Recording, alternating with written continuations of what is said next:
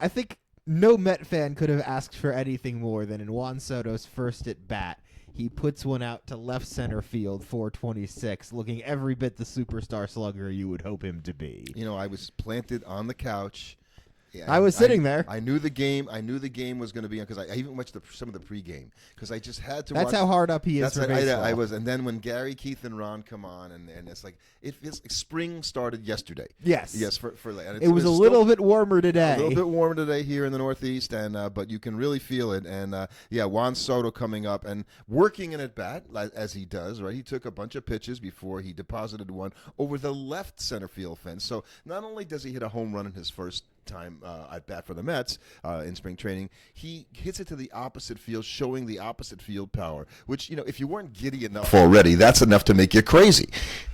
I think that's just, if you're a Met fan, you couldn't have asked for anything more. I think the Red Sox fans are probably equally as thrilled with Alex Bregman's start the other day. Yeah, no, today, here on Sunday, he went 3 for 3, including a home run, and, it just makes the whole thing with Devers and all that, I'm still puzzled by it. The Red Sox are in a difficult situation where Rafael Devers does not want to play anything but third base, and you can't really piss off your superstar hitter by forcing him out of position without potentially putting yourself in a situation where he's just like, well, trade me then.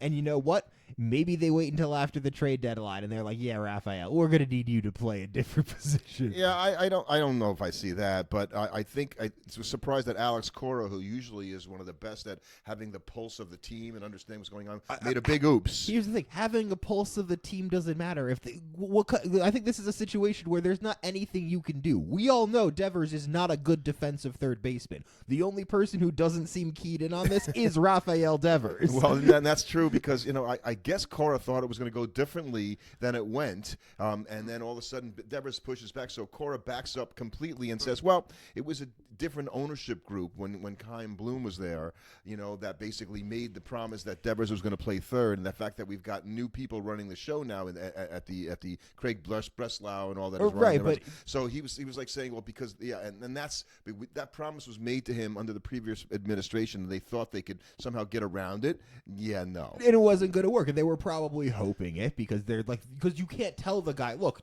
you kind of stink, and we're better off having you not play there, even though that's what we all kind of know, just because he's not very good defensively. And I mean, the statistics pan out on that. Well, and let's say that Devers worked all off season to be better than he was last year, which would be saying something. Right, I'm going to go into that because I think you have the same situation in San Diego.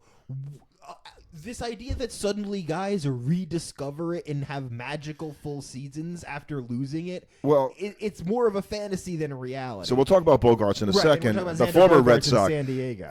But Bregman, Devers, he's kind of got a Hall of Fame-y thing going on in his head going, okay, I'm a really productive hitter, and he is, really productive hitter. And does my chances of making the Hall of Fame really take a shot if I go to DH at this point in my career? I think you are very altruistic in thinking Hall of Fame is the reason. I think he's more thinking, I'm a hell of a lot more valuable for my next contract. But he's got a long contract already that takes him to his mid-30s, right. So I don't know. He's going to be a DH at the end of that anyway. Guys can get out of these deals more than ever now, and so if you restrict yourself to being a first base DH guy, you're not getting any kind of better deal if you somehow get out of this deal and try and sign a new one at 31, 32. Well, look, he was. Is calling him? Was he a butcher last year at third base? Maybe that's a little strong. That's a little. But he's the problem is he's not far enough from that for you to be happy. Right. And for the same reason that Xander Bogaerts,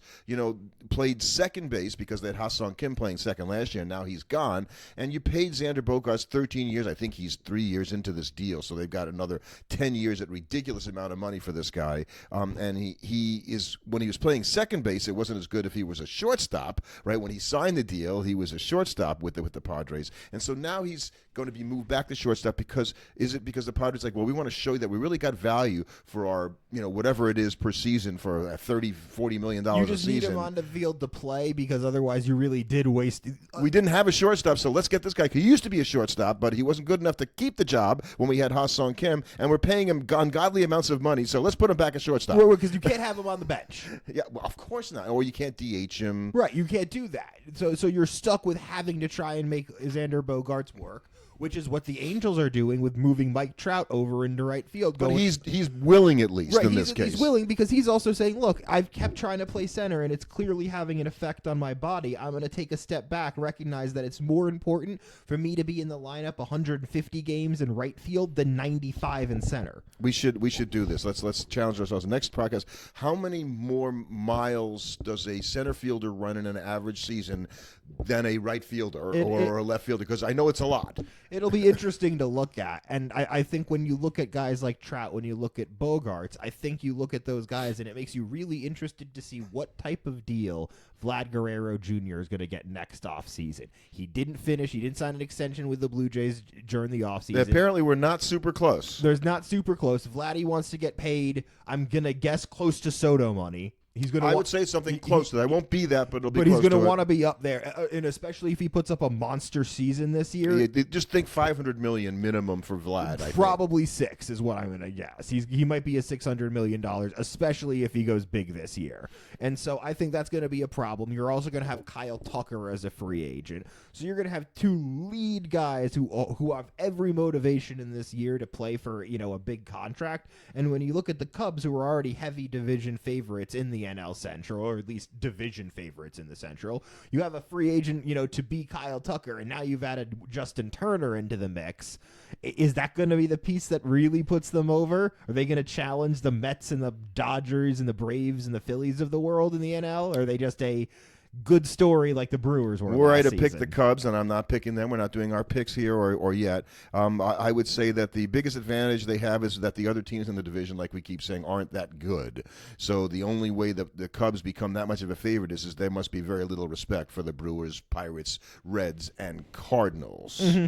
So, the news this week also came out that the Yankees made some news on a number of fronts, right? So for the first time since 1976, and I didn't realize that, the Yankees no beards policy has been rescinded by Hal Steinbrenner. His father.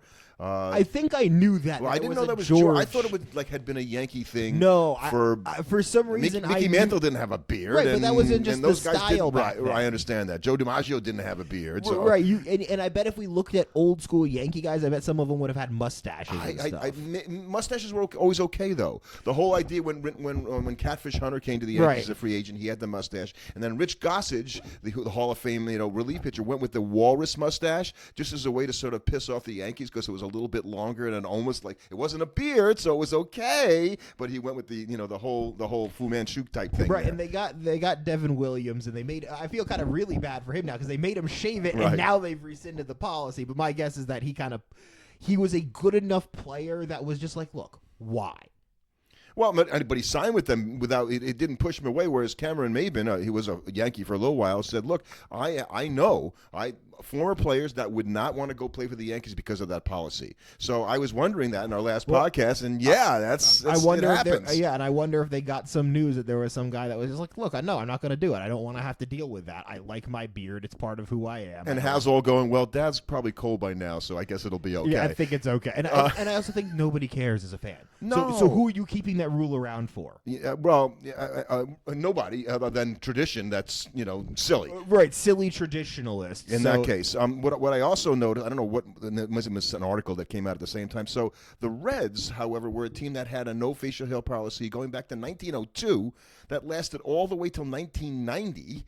And I just like, so they all they couldn't wear beards either. And Marge Schott in 1999, I should say, of all people, was the one who pulled that back because she wanted to bring in 99, Greg Vaughn, they wanted to trade for him, and he asked them to rescind the policy, and she did. Let's say I can't believe it lasted until rarely did anything right, by the way. Right, almost 98 years. 99, right. So it lasted for all that time. no idea is the Shows you point. how much attention people are paying to Cincinnati baseball. And that. So, but the Yankees did bring back Aaron Boone. They extended his contract, which, after the World Series last Much year. to the chagrin of Yankee fans. Look, maybe it's because he's an SC guy, and so I kind of, have a warm spot for Boone. I think Boone's fine. I think managing the Yankees is no pick. I can't point to things that Boone does that says, well, he's not a good game manager or doesn't manage the bullpen well or whatnot. The Dodgers were better than the Yankees last year. They beat him in the World Series. We're going to fire him because of that? No, I think this is one of those situations where I think for a lot of Yankee fans, the Aaron Boone message for the fans has grown tired, because as would any manager after he's been there for a while. He's been there long enough where you kind of can know, like Yankee fans, if you see them online, they can basically tell you exactly how an Aaron Boone press conference will go by how the game ends. You're right, and just to look on his face. And just look at his face. They know exactly what he's going to say. He says kind of the same things Yeah. every time, and you never get anything particularly interesting. And you know the flaws that he has.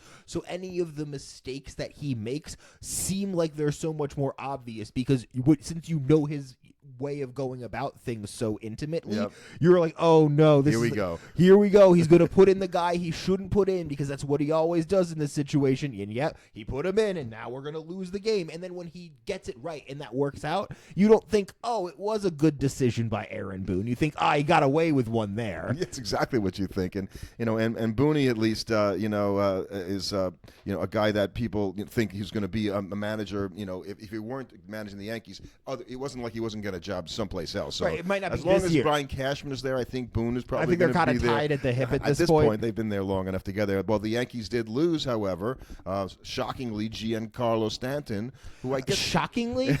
I'm kidding.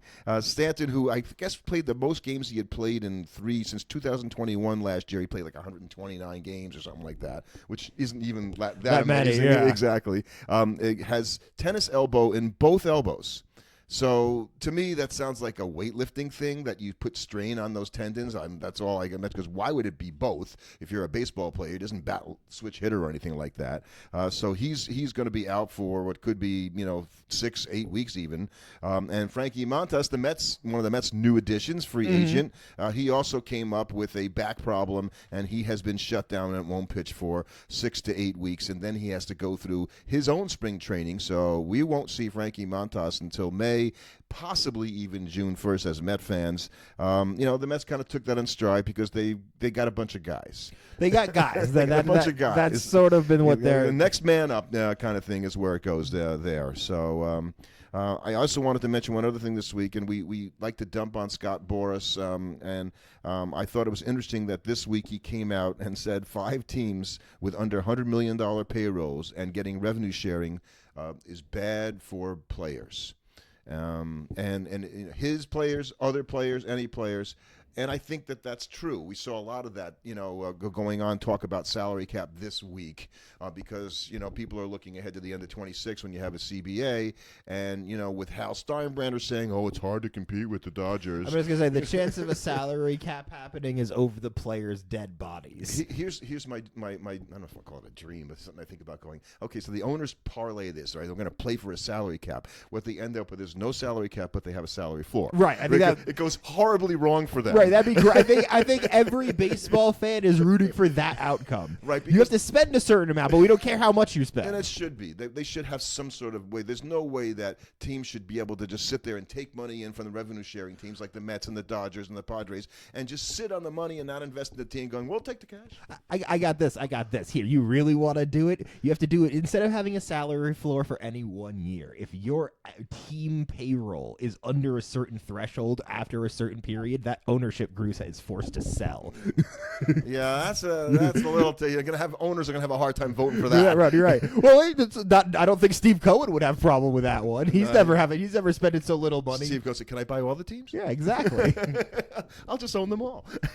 Works I'll for own me. baseball. I could do that. I got enough money to do that. It kind of worked that way in the past. You used to have guys owning multiple teams back in the day. And I guess we should have our lead for this week in baseball should have been something that we watched yesterday together, actually. And that's when Pete Alonso. Well, it wasn't the first one that happened, but Pete Alonso challenged a strike 3 call. I think it was a 2-2 pitch or something like that, or 3-2 pitch, and he was rung up and he challenged it, and sure enough, the pitch was a ball. And he ended up walking. And it happened really fast. I remember you saying the best thing about it was it happened in an eye blink. So, and Pete was then given another chance, and he walked, so it actually paid off with him getting a base when he wouldn't have. And it disrupted the game. It wasn't like the other challenges where it's like, okay, they challenge and they have to go review the play, and it takes forever. This was like in tennis, basically, where they just put up the replay. You see the ball. Okay, yeah, it didn't go in the strike zone. It's a ball. At bat continues. So we'll talk more about this. I don't want to get too deep into it now, but I think I have to see it more. Yeah, and I think that's just it, because what you had was you had a bunch of players taking challenging the call emotionally almost. At a time in the game, you're like, okay, it's the second inning. You got 2 outs and nobody on. Why are you challenging a call? Because if you're wrong, which they were, right? The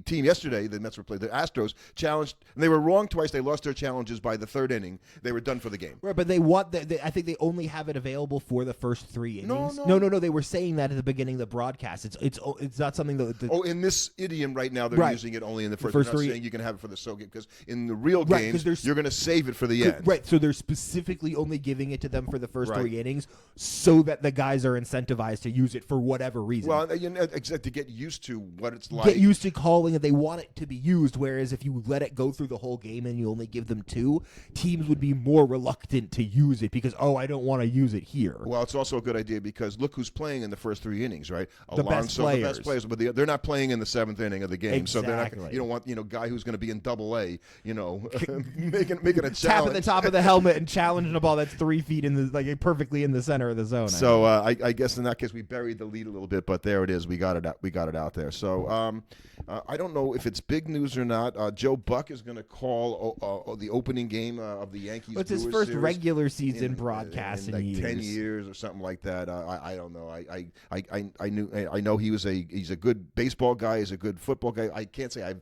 missed Joe Buck.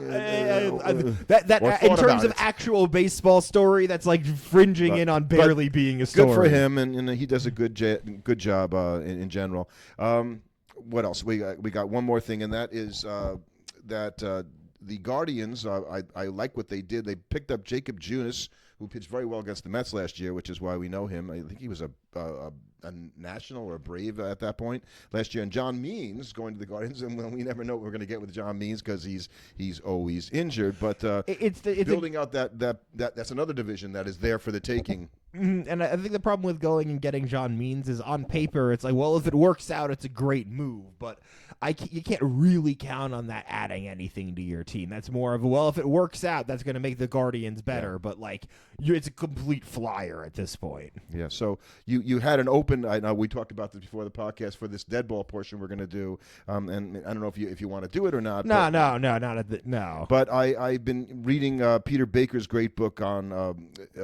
New York baseball. And it's really worth it. And I was just reading about the 1920s just a little bit, and we're going to talk about the Deadball, which is just before that. But I was just impressed in the 1920s at how there were 4 teams that were good in the National League and 4 teams that didn't ever make it. And so is that I have to now go to other decades and go, does it always work that way? That your teams like the Giants were good in the 20s, the Pirates won the World Series, were in another World Series, the Cubs were good in the end of the decade, the Cardinals were good. Well, the nature of the baseball, other teams were terrible. Well, the nature of baseball. There's only 8 teams. Right, but the nature of baseball is that you're going to have a set of really good teams at the top because teams tend to not have as swingy performance year to year. Yes, occasionally you get a team that comes up for a year and is amazing, but most of the time because teams hold on to their players for longer. It's not basketball and football where contracts are shorter and free agency can swing things a lot more. Teams signed guys for much longer periods of time, so the elite teams tend to have periods of time where they're elite. Look at the current National League. The Mets, the Braves, the Dodgers, and the Phillies have all been kind of on top now for a couple years. Maybe we're a little stronger than the Mets. But the Mets were in it in 2022. Yeah. Right. Those teams have been the ones They're better. They're better than the majority of the other teams. And then you're talking about big, now it's more about big money teams, whereas back in 100 years ago, right, it was about money teams to a degree, It but was that much wasn't more why luck-based. right. It was not necessarily. It was much more like, did you happen to get lucky and the right guy walked into your training camp that you got to solve? I just didn't realize how lousy the Braves won in 1914. They didn't. Win. They were like the worst team ever. Why are you surprised about how lousy they were? Another 40 years it took them to get back to. That's what I'm saying. Is how long it took them. The Pirates after their World Series, they didn't make it back to the 70s. I guess it's not as surprising because we've 60s. talked about all these teams so much, and we've specifically talked about these droughts that they've had. Right, but they were coincidental, is what I thought was interesting. The Braves and the Pirates and the Reds and the Phillies all being lousy for like 20 years or more together. They none of them like rose up and fell down again. They just sucked. Right, I guess it's not as surprising when there's no free agency. That actually means it's even more likely for the same teams to keep stinking. Yeah, it's not like they have an easy way to get new players. Yeah. I didn't know. We talked about the Dodgers because they were in that World Series in 1920. They lost to Cleveland, and then they didn't make it back to the World Series until 1941. That was 21 years, a long time. Anyway, dead ball pitching, and we talked about that. And I think the best way to look at it first is talk about the pitching distance changes, because I think we talked a little bit about in our last podcast, but to see what the pitchers had to go through. Right. They experienced a lot of change. Well, I don't think the pitchers themselves. Well, they did because they were being moved around. Right. In the 1800s, they were experiencing lots of change. Once we got to 1900, it wasn't like they were really experiencing wildly different mounds and pitching distances. But the lead into that all throughout the 1880s and early 1870s, it was totally different. Right, and so the pitchers, were adjusting the whole time because, by the late 1890s, we were saying the mound was at its current distance, and all of a sudden you led into the dead ball era, and the pitchers were dominant to a greater degree than I think we think about when we think about the fact that it wasn't just that the ball wasn't lively, it was the spitball, which was a big part of it, but it was the way that players also approached hitting that the pitchers figured out how to make the most of their opportunity to get these guys out. Well, I mean, you saw wild rule changes. So, for instance, from the initial rules of baseball starting in 1880, 1879 to be more specific, you threw underhand. The ball, you had to throw underarm under the waist. Right. So just right there, you're working with a completely different way that the game is You were working. pitching, literally, like, here you go. And it wasn't until you got into the mid-1880s in 1883 where they ruled it so you could have your arm above your waist. And so now at this point, now you're throwing the ball at home plate and things have changed, and the pitchers pretty much had free reign to do whatever they wanted from that period until they outlawed the spitball in 1920. So you had like an almost 40-year period where the pitchers had virtually no oversight on what they were doing on the mound, which is why, in addition to the ball being so dead, that they were unhittable and offense was down so much. There was a year in 1887 where the strikeout was 4 strikes. So you're probably going to have more hitting when there's 4 strikes and you're out as opposed to 3. They went back to it, and obviously in 1888, and that ended up being what they decided. Well, that same year they had 5 balls, and that was where they introduced the hit by pitch rule, where if you were hit by the pitch, you were awarded first base. That wasn't something that always happened before that. Right. And here's the one that I found really interesting. So a new rule counting foul balls as strikes. I think about that for a second. So foul balls weren't strikes. What does that mean? It was adopted in 1901 in the National League and 1903 in the American League. So the first year of the AL, they didn't have the same rules as the NL, which I thought was interesting. Well, originally, balls were only called on balls when they were in the dirt or behind the batter. If you threw the ball and the catcher caught it, it wasn't a ball. So strikeout rates per innings immediately jumped by more than 50% in each league. You think? Right, because the guys could just sit up there and slap the ball Foul away the ball and infinitely. exhaust the pitcher, right. and do that. So it's going, yeah, we're not going to do that anymore. So this is, and this is not in funny baseball time. This is modern baseball. I think when you're at a point where foul balls aren't strikes, you're still in funny baseball. So fielding also got a lot better, and this is something that we don't think about. Well, just the technology.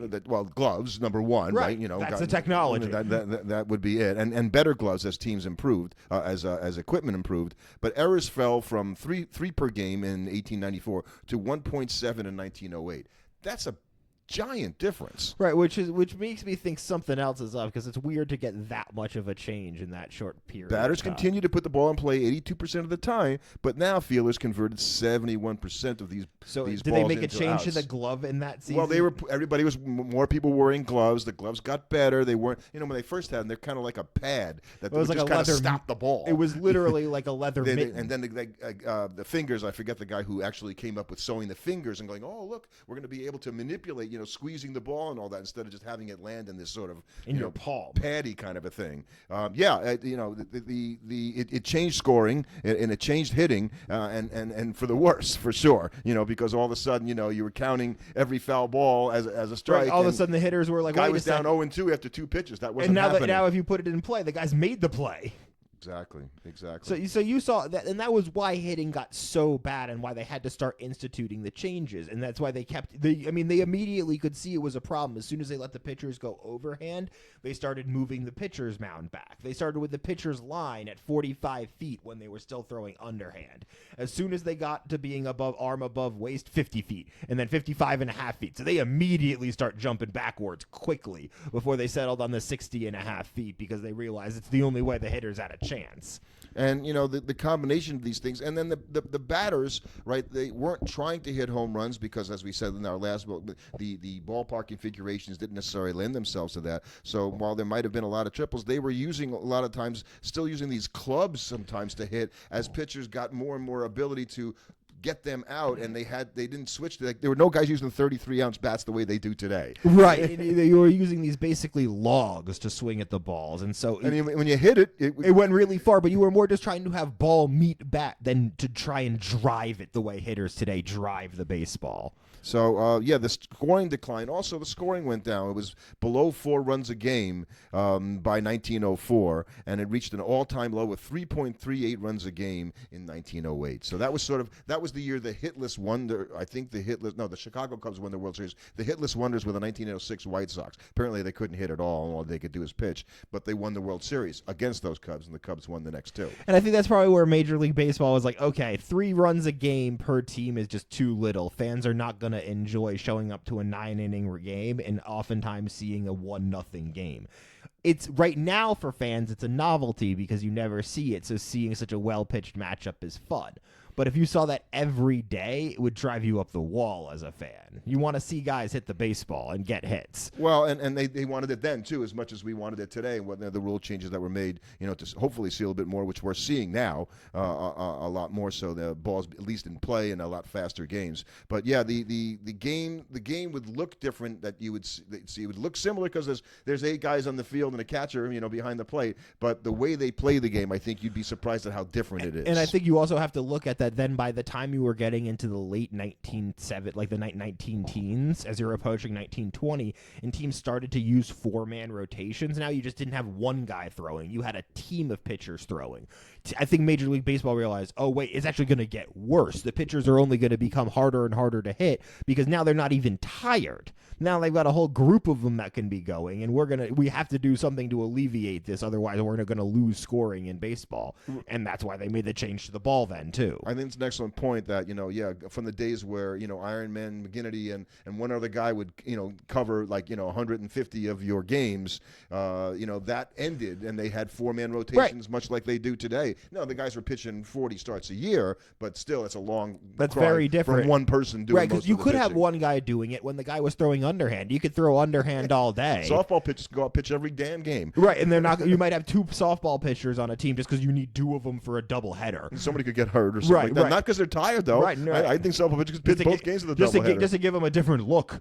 So, and I think what's happened today, is interesting because the devaluation of the starting pitcher and the way the game has gone is sort of swinging back, swinging completely to the other side where, you're not going to have, it doesn't really matter. You might need 1 or 2 starters that you really think are great. Right, because there was the same way that by the time you got to 1917, there was enough proliferation of arms throughout Major League Baseball that teams could have 4-man rotations.